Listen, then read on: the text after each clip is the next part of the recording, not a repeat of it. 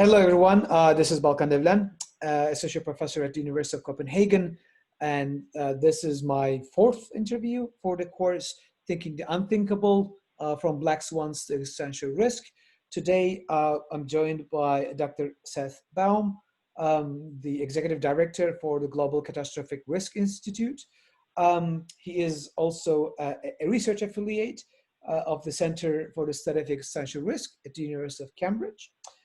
Seth holds a PhD in geography from Penn State, a Master's of Science in Electrical Engineering from Northeastern, and a bachelor's degree in optics and applied mathematics from University of Rochester. So you can see that there's quite a bit of range in terms of experience and expertise that he has. He completed a postdoctoral fellowship at the Center for Research on Environmental Decisions at Columbia University, and he was also a fellow of the Emerging Leaders in Biosecurity program at the Center for Health Security at Johns Hopkins University. Seth, thanks for coming onto this today. Certainly, thank you for having me.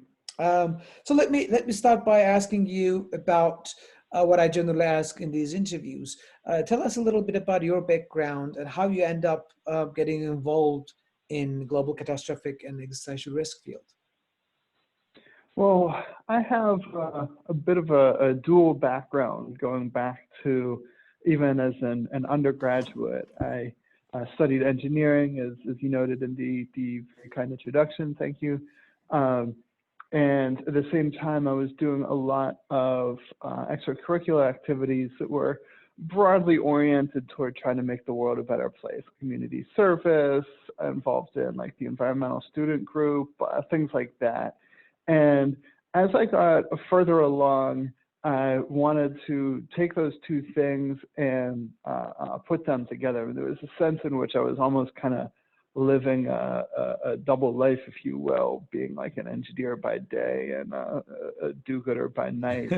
And as I tried to put those two things together, was reading a lot, started reading a lot of ethics, and that was very helpful for me in clarifying my thinking.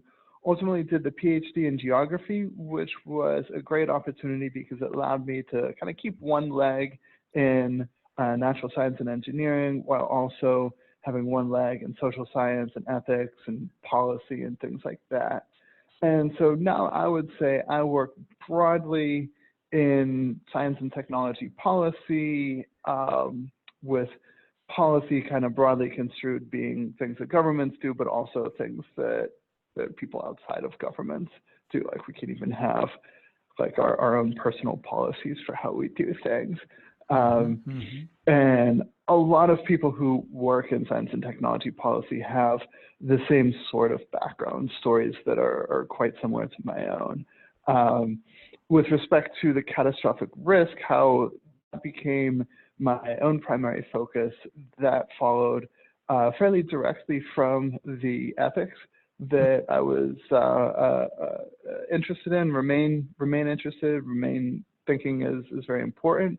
The basic idea is if you are trying to make the world a better place and you care about the whole world and not just your own little corner of it, and if you also care about the world, not just now, but into the future, and if you are trying to make the world a better place as much as you can and not just do it a little bit, then these extreme catastrophes stand out as especially important because these are events that can change, the entire course of human civilization around the world into the distant future, such that even if we can only have a small impact on it, it's an incredibly important thing to do.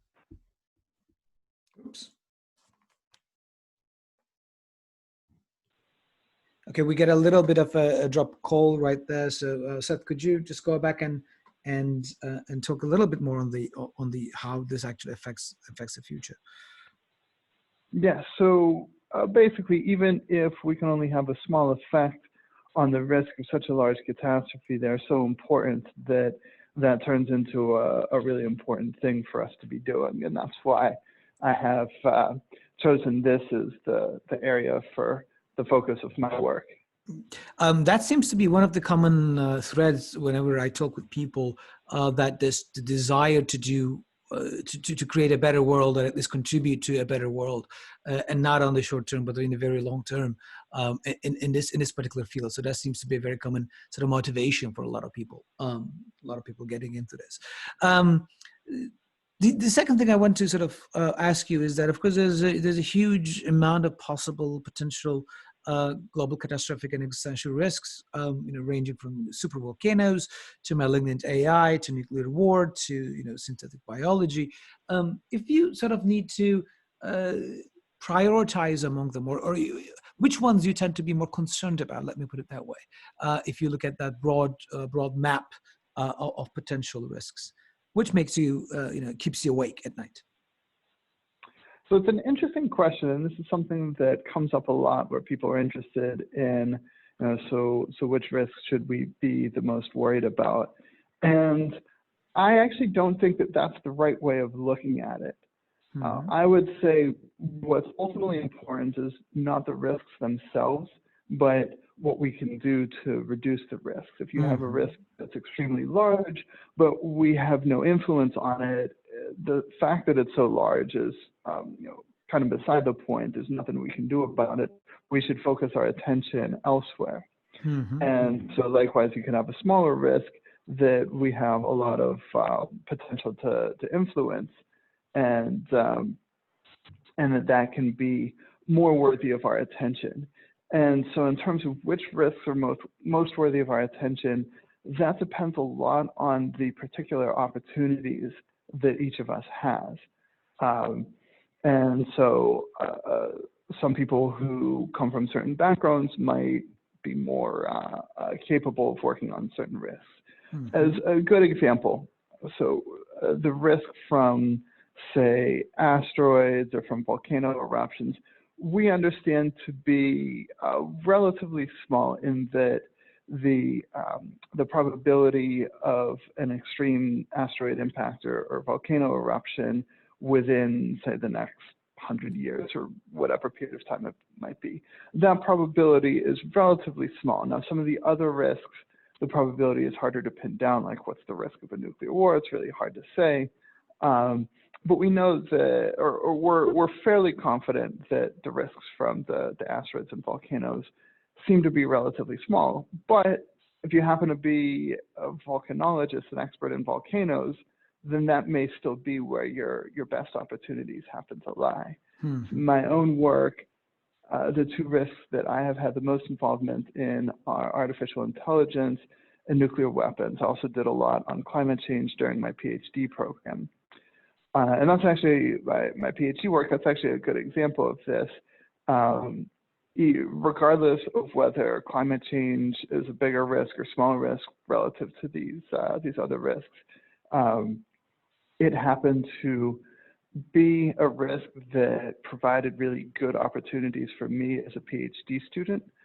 There's been a lot of really excellent work done on climate change, and that was work that I was able to tap into for my PhD studies, and I learned quite a lot from it, things that I couldn't have learned if I had focused on other risks for my PhD. And it also was a good fit for the program that I was in, which was in turn a good fit for me. And so that was a very personalized decision to focus on climate change for my PhD studies. And indeed now a modest portion of the work that I do is applying lessons from the study of climate change to other risks that have not been studied as extensively as climate change has been.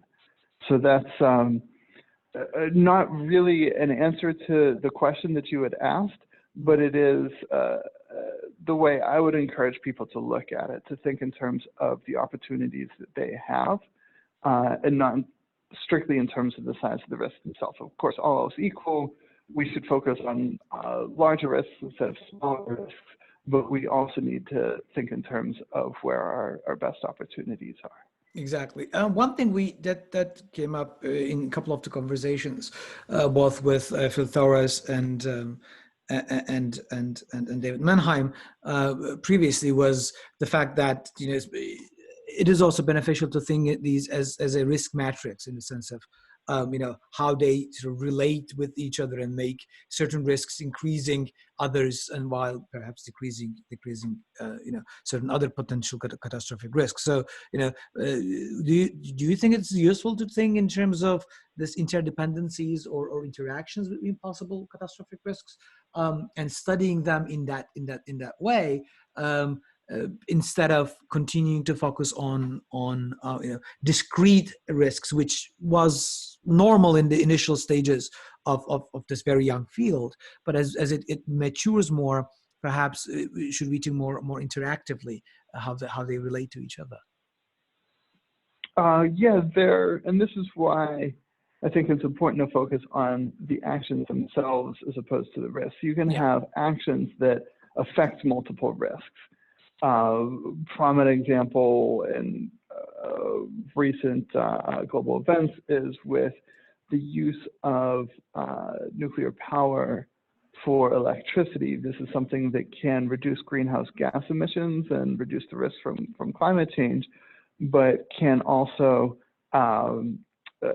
increase nuclear weapons proliferation, where the big example of this has been with the nuclear power program of Iran, where a lot of people around the world are concerned that their nuclear power program, which Iran says it's just for electricity. A lot of people around the world are concerned that that's not actually true, that it's also being used to advance a nuclear weapons program. And so this is a fair question in consideration of both climate change and nuclear weapons risk. Under what circumstances is nuclear power a good idea? And this is, I think, not at all an easy question to answer. But you can imagine getting into the details of how nuclear power actually works and the sorts of safeguards that can be applied to it to minimize the risk of nuclear weapons proliferation, and figuring things out from there. But that's an example of the sorts of interconnections between different risks that are out there and are really important to be paying attention to as we evaluate the opportunities that we have to make a difference on the risks.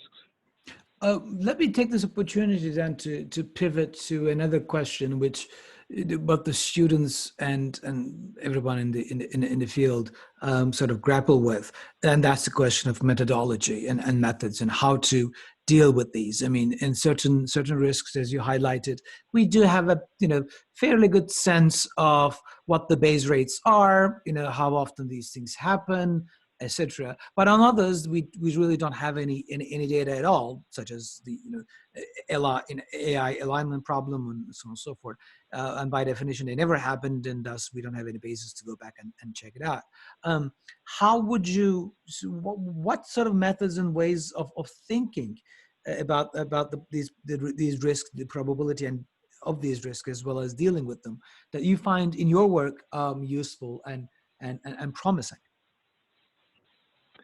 So this is really difficult, and it's also really important. It's not always important, but it is often important to figure out how large both the risks themselves are and in turn the effect of our actions on the risk. So what matters for, say, a decision about under what circumstances should we expand nuclear power, it's not just a question of is climate change a bigger risk than nuclear weapons, it's a question of whether nuclear power brings a larger decrease in risk from climate change than it might bring an increase in risk from nuclear weapons. So it's about the effect of the actions on the risk. And for an issue like that, where it involves a trade-off between maybe increasing one risk and decreasing another, it's really difficult. It's really important to have it, but at the same time, these are difficult risks to quantify, and it's difficult likewise to quantify the effects of our actions on the risks. it's not like if you want to know the risk of if you dying in a car crash, say. Mm-hmm. In a sense, there's no data for that either, because I presume you've never died in a car crash before. Exactly. But a lot of other people have, including people who maybe are similar to you in terms of where they live or their demographics, et cetera. And so one could get, with fairly high confidence, an estimate for the risk of you dying in a car crash. Well, with these catastrophic risks, global human civilization has never collapsed before.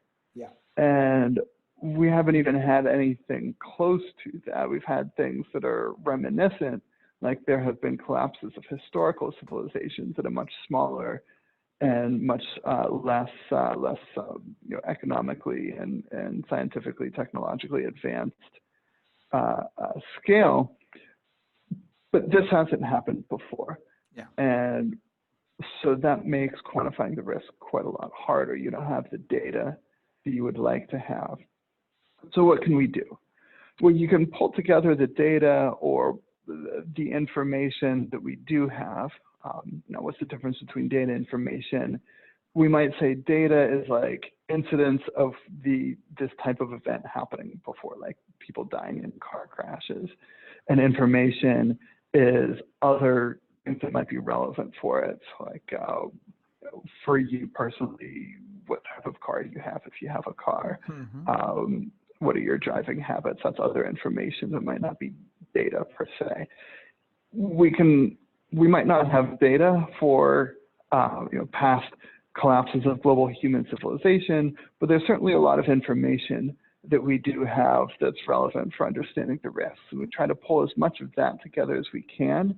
We try to pull together in structured models that tie that information together in ways that are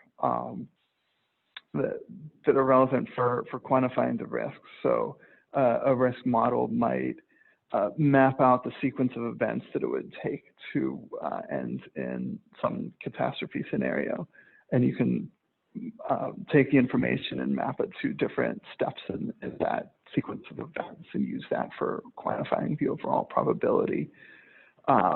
Sometimes you may be able to use expert judgment, which is basically for people who know a lot about the topic. They give you their well-informed opinion on what some parameter value relevant to the risk would be. This is a technique that's used widely in risk analysis, especially where there isn't adequate data. It's something that is also, however, easy to be misused. It's easy to ask somebody for their opinion on something, even when their opinion doesn't have a sound basis. And this happens, unfortunately. There's some bad studies out there that convey the impression that they're giving you good estimates for some risk parameter, when that's the people they're asking don't really understand it that well. And that's the thing. For a lot of this, there effectively are no experts, because it's not something that anybody understands well enough. Exactly. And that's part of the challenge. And so there is, in the field of risk analysis, there is a lot of reluctance to quantify risks like these, where more reliable, rigorous quantifications of the risk are not readily available, or not at all available, even with a lot of effort. And so we think in terms of other roles for the analysis besides just quantifying the risk. The one major message is that doing this sort of analysis is valuable for informing decision making, even if it doesn't come up with the numbers themselves. You often learn a lot about the underlying risk by going through the process of doing this sort of analysis. And in doing that, you're able to make better decisions. Now, that only goes up to a point. At the end of the day, some decisions inherently involve trade-offs and things like that, where you sort of need the numbers. And when you face that situation, you come up with the best numbers you can, and you make the best decision that you can, or whoever's responsibility it is to make that decision makes the best decision that they can, and you hope for the best. But otherwise, for a lot of the work that we do, which is more basic research, a lot of our risk analysis and risk modeling is oriented toward characterizing the risk, but not necessarily quantifying it. Mm-hmm. Mm-hmm. Would you say, I mean, there is this argument, perhaps most publicly and prominently advocated by Nassim Taleb and others, in the sense that you don't necessarily precisely know the probability of something catastrophic, but knowing that it exceeds a certain threshold itself is sufficient to develop policies that will be sort of robust to it, and within the decision-making sort of literature, other things such as robust decision-making or maximum entropy and so on and so forth. Arguments make the same thing, making a variety of cases to avoid sort of the minimax, of avoiding the worst case scenario if possible. So having a better understanding of the risk would give us at least a sense of what actions we need to take, even if we don't precisely know the probability of that risk, if we are convinced that this is something we need to avoid. So I can give two types of responses to that. One, a more theoretical response, and one, a more practical response. Mm-hmm. My theoretical response, you had mentioned like the minimax, where you're minimizing, there's probably a few different formulations, but you might be trying to minimize the probability of some like maximum severity event. Yeah. So it's at least one way you could define a minimax.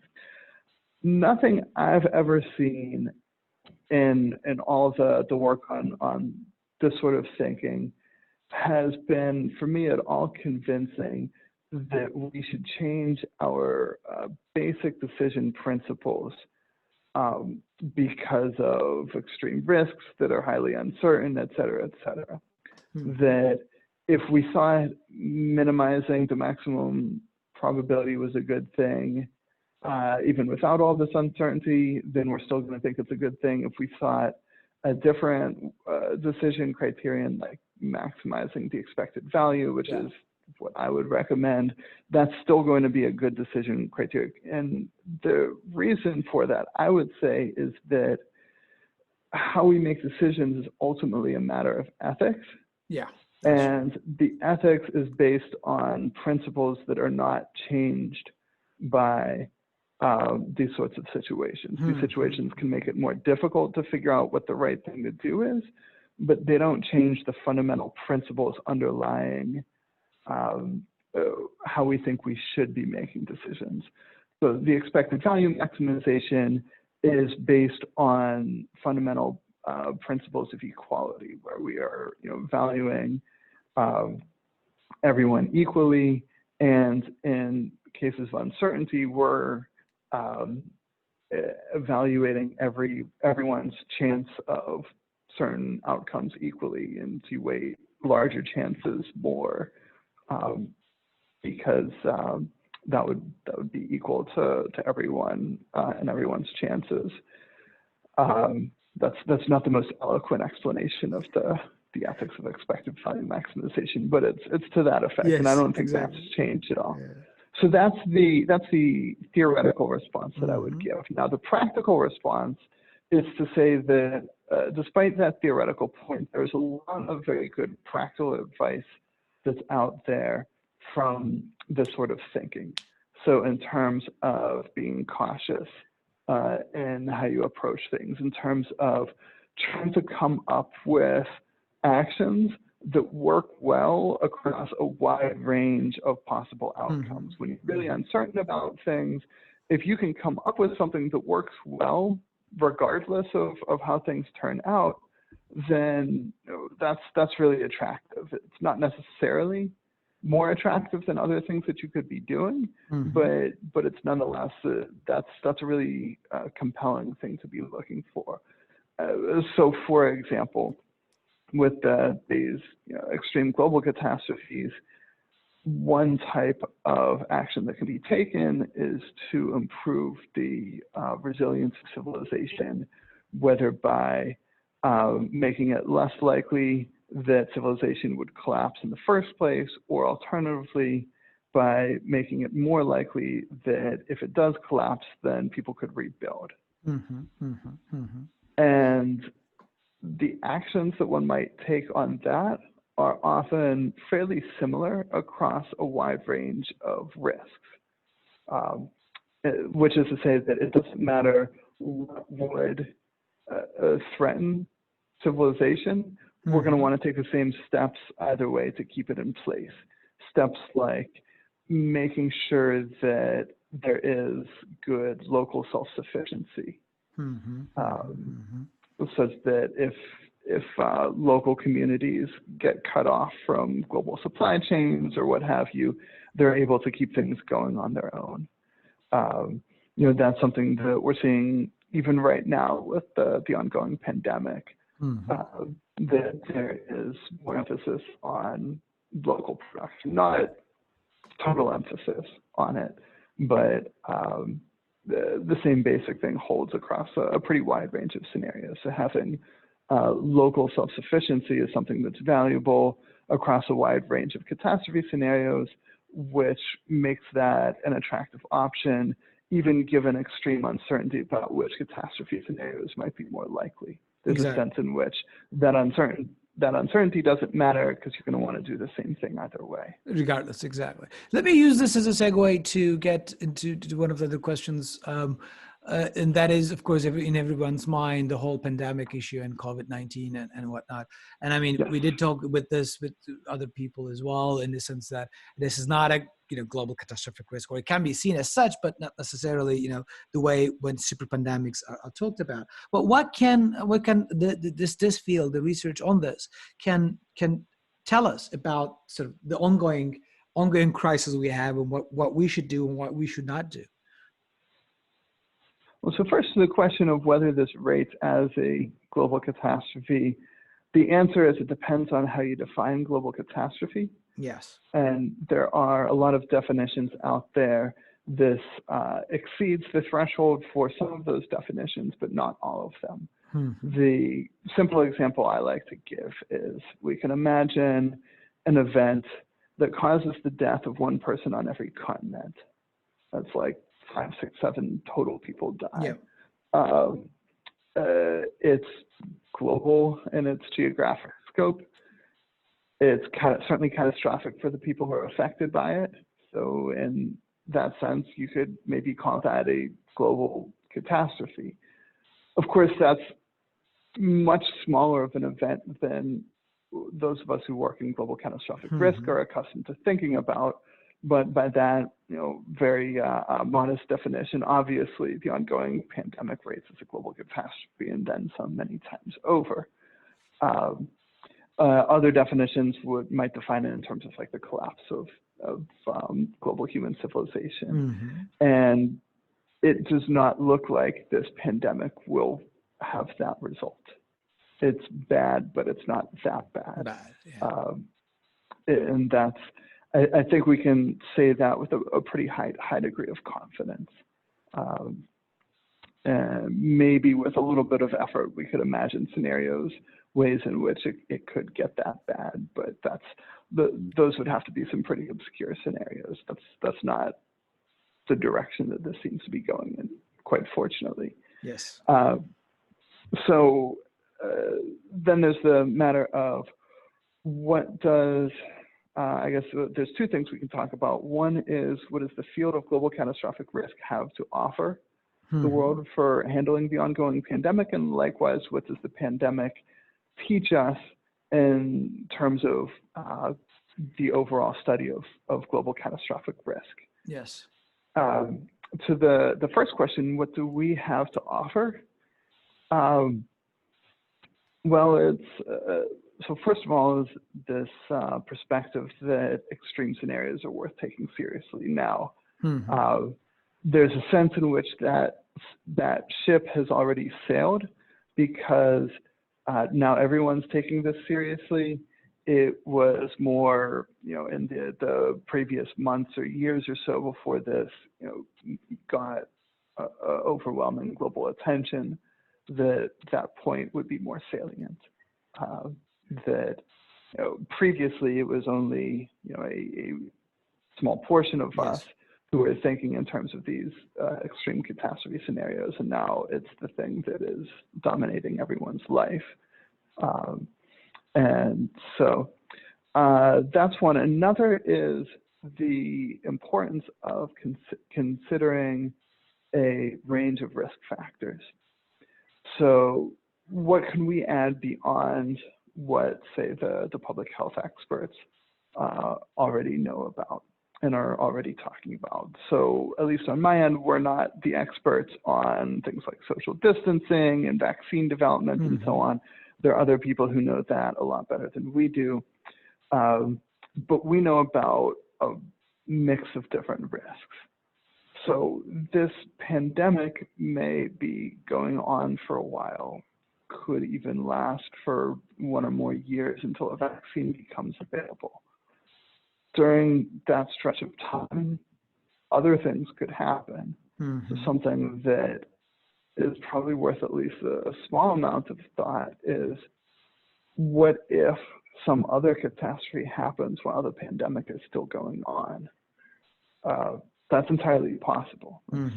We should certainly hope that nothing like that would happen, but if it does, then that creates this whole extra set of complications and challenges that would need to be addressed. And that's the sort of thing that I would say that we in the catastrophic risk field are relatively well positioned to contribute. Then in the other direction, what are we learning from? Well, we're learning a lot, I would say. I mean, events like this just don't happen very often.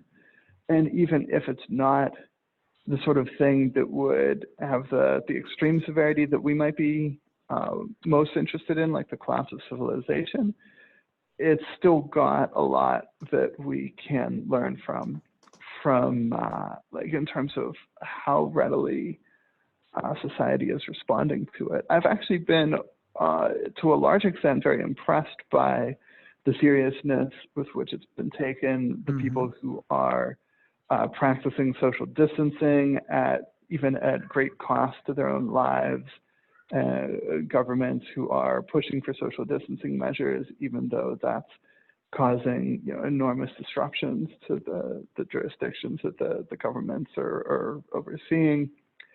And so while it's easy to say, we should be doing more and there's problems because not everyone's doing it, that's all true, but we're still doing quite a lot, and we're not blowing this off. And that's quite impressive. It's also been impressive the response by the medical and public health and scientific communities and other relevant professional communities that have really made a lot of ground on this very quickly. Like, we already have candidate vaccines and things like that's been moving very quickly, and that's quite impressive. At the same time, we've also, of course, fumbled more than a few things on this, and that's made the situation a lot worse than it otherwise could have been. I think we are seeing very clearly the importance of a good management of the risks, both from the public sector, from governments, and private sector, private communities, even people in their own households. The importance of that. We hear a lot of the public health people saying, "Oh, we've been warning you guys about this for years," and that's absolutely true. But if those warnings haven't been getting across, then maybe we need to think about how to do warnings better. Yeah. Yeah, Uh, that's I think one thing that you and the institute also sort of pay attention a lot in terms of how this need to be communicated both to the public but as well as the policymakers, and how to sort of get them take this seriously, right?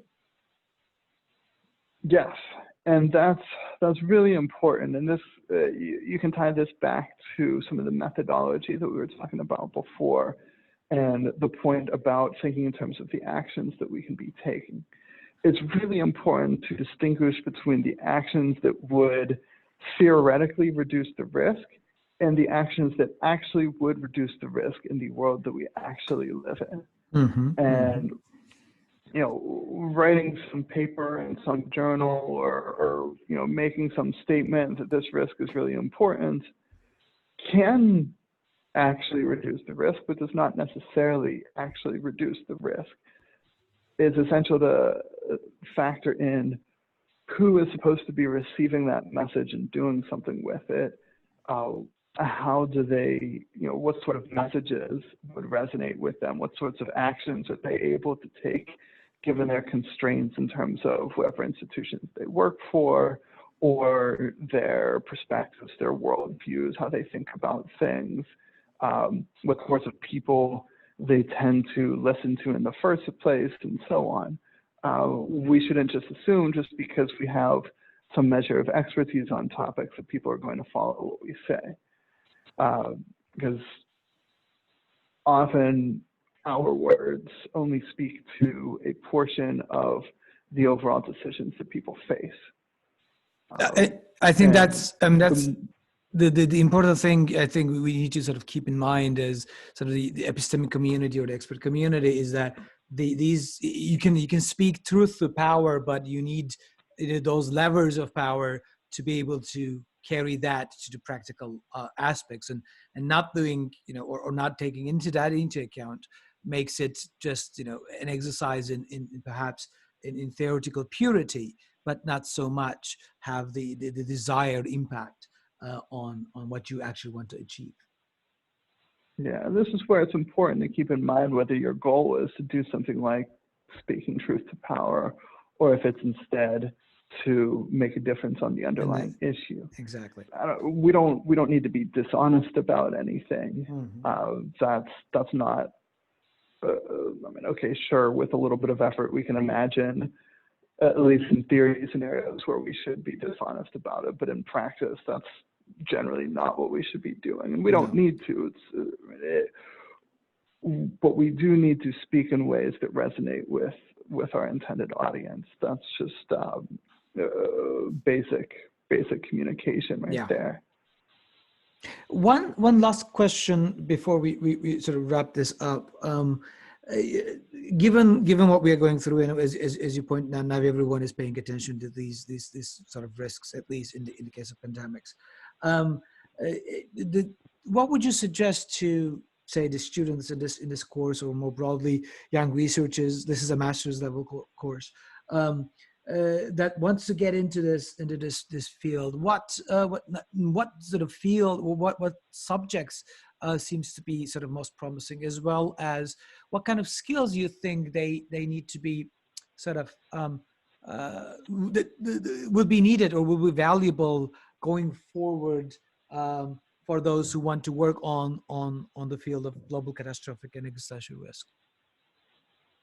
So the good news is that there are a lot of different fields that are very relevant to this, and people can come to this topic from a lot of different directions and bring their past experience with them. I'll give you an example from graduate school. So I was working on climate change in my graduate studies. I had an engineering background. One of my classmates had a background in theater, which is really different from studying engineering. Yes. She had a really, really different background than me. But both of our backgrounds turned out to be relevant for different aspects of the climate change topic. My engineering background was helpful for looking at like some computer modeling. I did a lot of computer modeling in my engineering work, did a lot of computer modeling for my climate change work. And with her, she was looking at how communities adapt to climate change and how messages to those communities can be conveyed and received, noting that this is often messages that are delivered in person. Her background in theater was actually quite relevant to that in really interesting ways. That's just one example, but the broader point is that for people who are interested in working on these topics, they can come at it from a lot of different directions.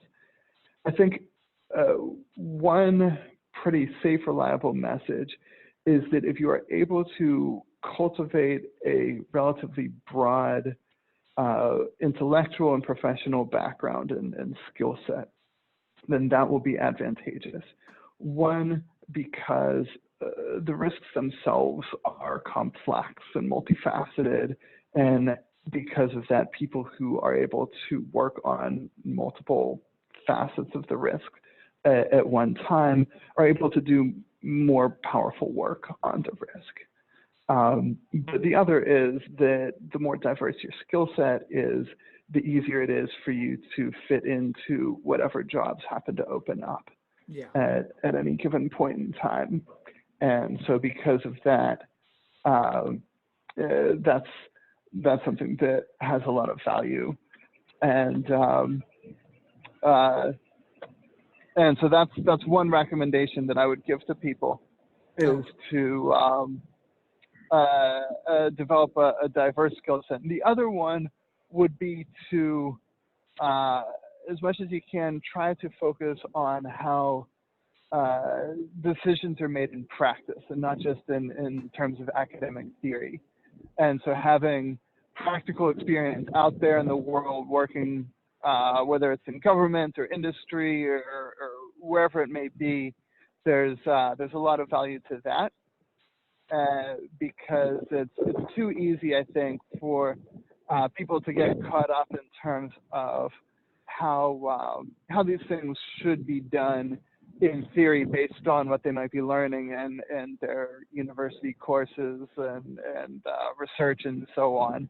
But if you want to actually make a difference on the risks themselves, and I think that we should, then that's really important to understand how things work in practice, and likewise to have strong connections to the world of how things are done in practice.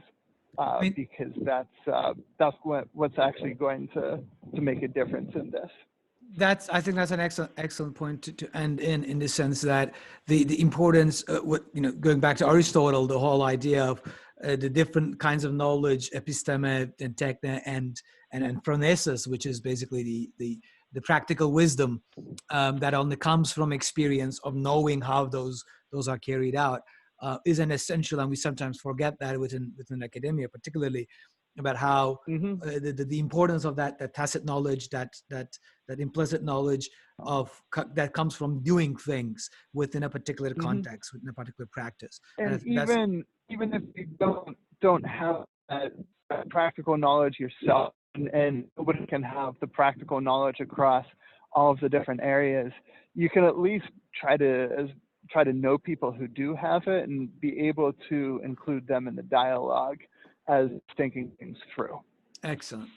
Seth, thank you so much for spending time with us. And this has been a great conversation. And